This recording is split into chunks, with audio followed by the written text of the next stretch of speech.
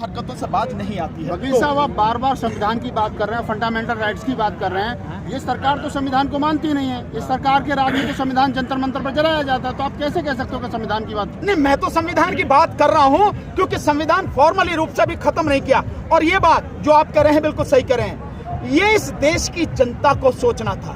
जिस समय संविधान जलाया गया उसी समय देश में आंदोलन होना चाहिए था, क्योंकि संविधान से ही सबके अधिकार हैं। लेकिन उस संविधान को तो लोग कहते हैं ना, ये तो बाबा साहब डॉक्टर अम्बेडकर ने बनाया, ये तो दलित ने बनाया, ये तो उन्होंने बनाया, इसलिए ये करके टाल देते हैं। नहीं, संविधान हर किसी का है। संविधान पर पूरी चर्चा हुई है। संविधान सभा में जितने भी उस समय के सदस्य थे, उन्होंने सबने चर्चा करके सबने एक मत से उसे स्वीकार किया और तब संविधान बना। और इसीलिए संविधान में जितने भी लोग हैं पूरे देश के, उनके अधिकारों को सुरक्षित रखा गया।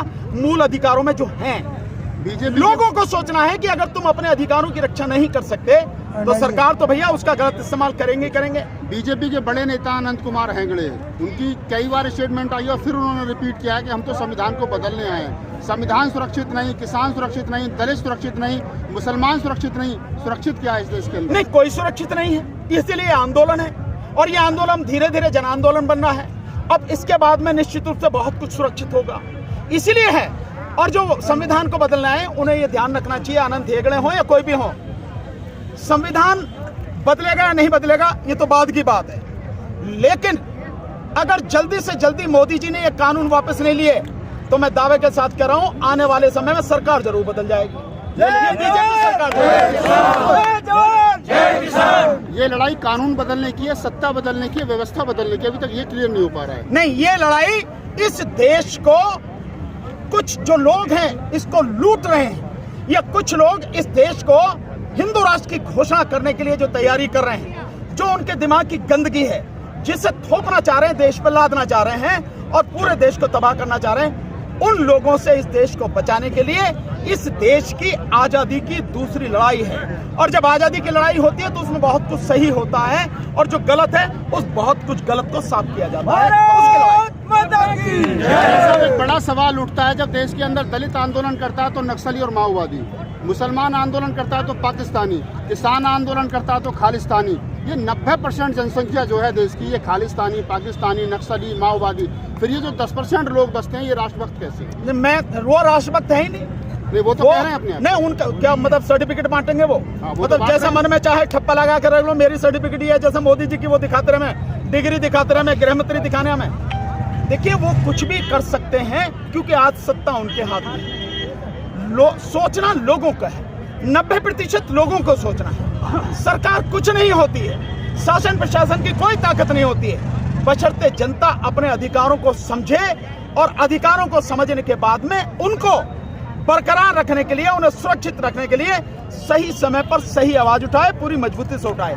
ये जो दलित हैं, ये जो मुस्लिम हैं, ये जो खालिस्तानी जिन्हें कहा जा रहा है, ये जो माइनॉरिटी के लोग हैं, इन सबको जिन पर ठप्पा लगाया जाता है, जिनको लगातार सताया जा रहा है, इन सब लोगों को साथ आना चाहिए। कंधे से कंधा, कदम से कदम मिला के साथ में चलना चाहिए। जिस दिन ये साथ हो जाएंगे, जाति और धर्म की दीवारें तोड़ के एक साथ आ जाएंगे, उस दिन ये गंदगी साफ हो जाएगी। लेकिन दिक्कत ये है, आपकी बात से मुझे एक बात याद आ रही है, मंच पे भी कोई बोलता है तो यही कहते हैं कि हिंदू मुस्लिम सिख ईसाई आपस में है भाई भाई। तो मैं बड़ा सोचता हूँ यार, बुद्धिस्ट कहाँ गए भाई? इस देश में बौद्ध भी तो रह रहे भाई।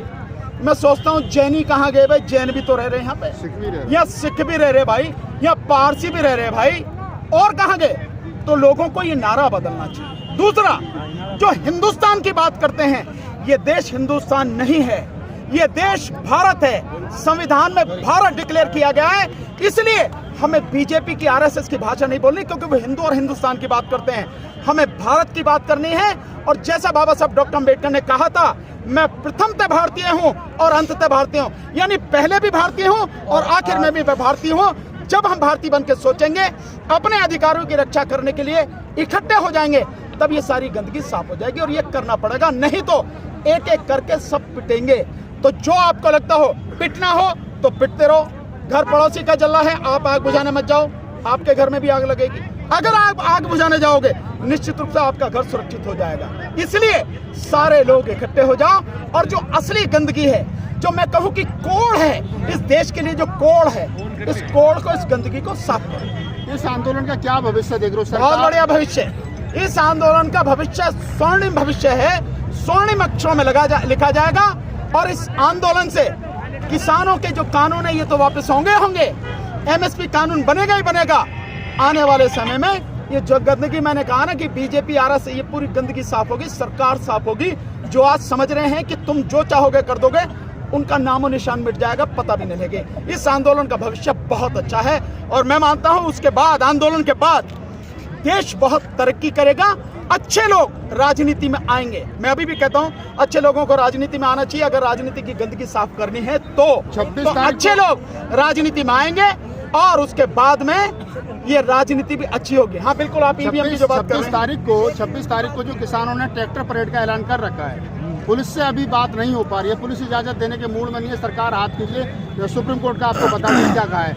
ऐसे में 127 पॉइंट निर्धारित किए गए हैं दिल्ली में, जिनको बंद किया जाएगा दिल्ली में एंट्री के लिए।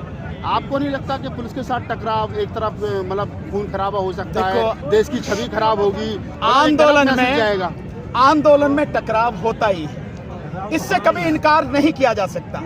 और जिन पॉइंटों की बंद करने की बात कर रहे हैं, ये एक बंदर की खिड़की देखिए, दांत निकाल के करता है, ऐसे कर दूं की करता, ये सब वो बंदर वाली घुड़की है, बंदर की घुड़की है।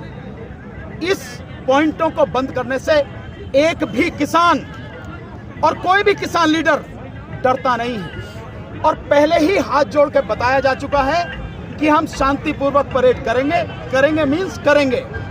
इसलिए पुलिस से इतना निवेदन है कि इसमें कोऑपरेट करें। अगर वो बंद करेगी हम तब भी रुकेंगे नहीं, परेड तो होगी ही, हर सूरत में होगी। और आप देखना आने वाले कुछ समय बाद ही, जो 26 तो अभी दूर है ना, उससे पहले ही पुलिस निश्चित रूप से इसको हरी झंडी दिखाएगी, परमिशन देगी। भारत माता की